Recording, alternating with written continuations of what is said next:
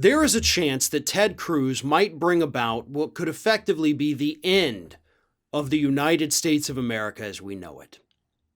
And that's a weird thing to say, right? Ted Cruz could end this country. But trust me, this story I'm about to tell you absolutely could lead to that.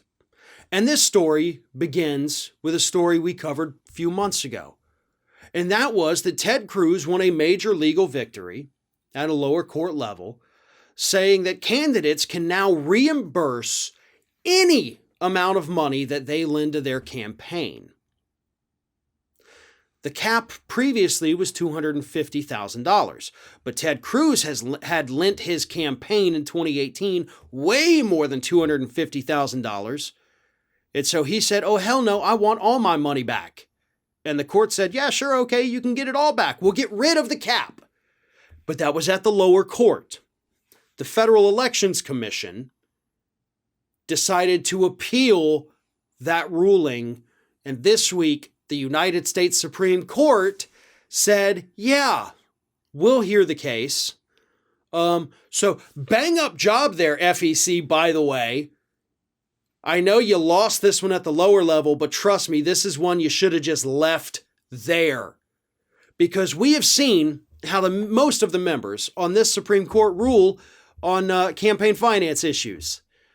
Because most of these people are the ones that gave us Citizens United. They gave us McCutcheon. They gave us the rulings that essentially allowed for unlimited dark money to flood our elections. And now you're giving them the opportunity to strike down the cap on how much a candidate can reimburse themselves. And there's no question how this court is going to rule.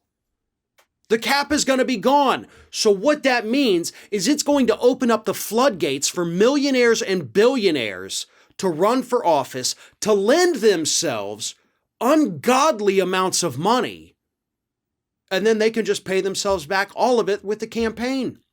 They're no longer going to be beholden to that $250,000 threshold. So you take somebody like Donald Trump. He loaned his campaign millions of dollars. He wasn't able to get it all back.